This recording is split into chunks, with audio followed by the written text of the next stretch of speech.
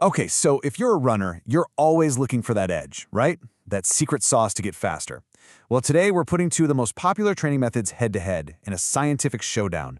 Are you better off with heavy lifting or explosive jumps? We're going to find out what the data actually says. What we're really talking about here is the hunt for what a lot of athletes call free speed. The ability to run faster or longer without actually having to work any harder aerobically. It sounds like magic, but I promise you, it's all about becoming a more efficient machine. And the key to unlocking that free speed is this concept called running economy. The best way to think about it is like your car's fuel efficiency, or miles per gallon.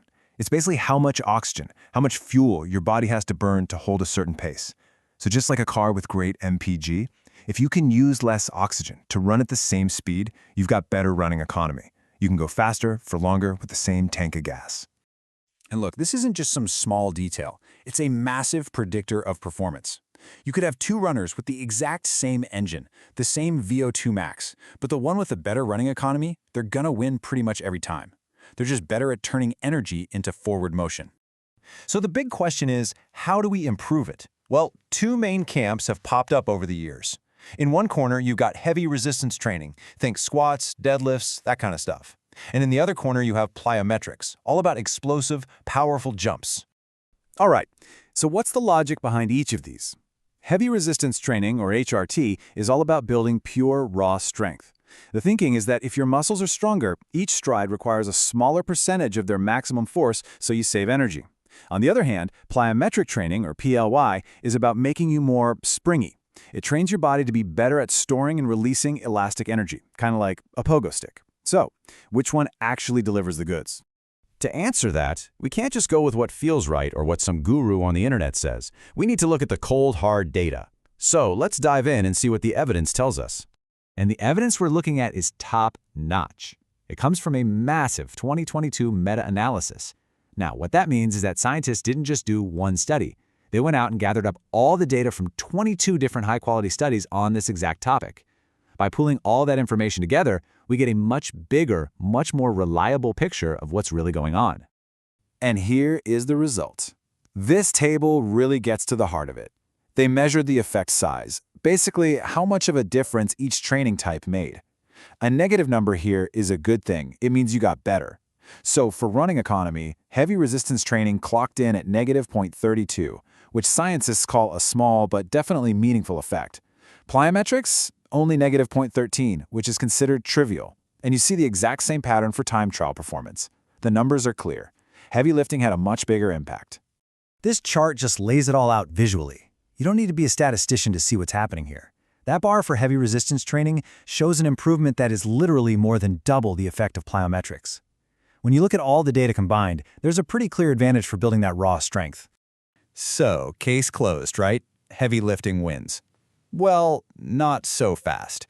Because, as is often the case in science, the most useful insights are buried one layer deeper, in the details. The overall result is really just the start of the story. See, when the researchers started slicing and dicing the data, they looked at how the training was done, and they found some fascinating patterns that determine whether these programs actually worked or not. And this is where the real practical advice for your own training is hiding. Let's start with the first game-changing variable they found for heavy lifting: intensity. And the data gives us a pretty specific number to pay attention to. It turns out just lifting weights doesn't really cut it. The analysis was crystal clear. The runners who saw those big benefits were the ones lifting truly heavy, at or above 90% of their 1-rep max. For this group, the effect size was that negative 0.31 we saw. But for the groups lifting lighter, the effect dropped to a trivial negative 0.17.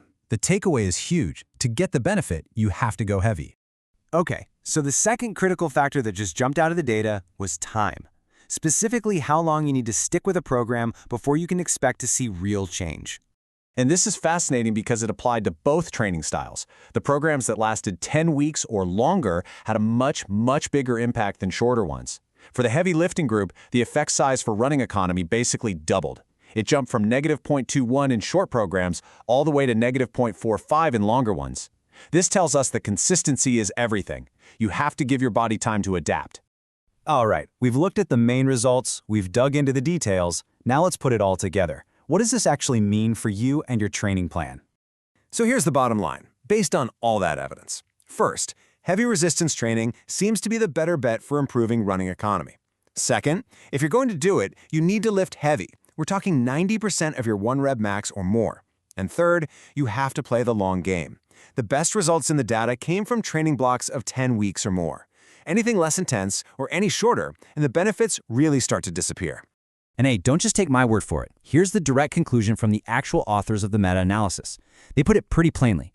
Heavy resistance training, especially when it's actually heavy, seems to be the superior choice for improving both your efficiency and your race times. So, the science gives us a pretty clear roadmap. It kind of pushes back on that old-school thinking that runners should only do light weights for high reps. Instead, it points us toward building real, top-end strength. So the real question now is, what are you going to do with this information? How's it going to change the way you train?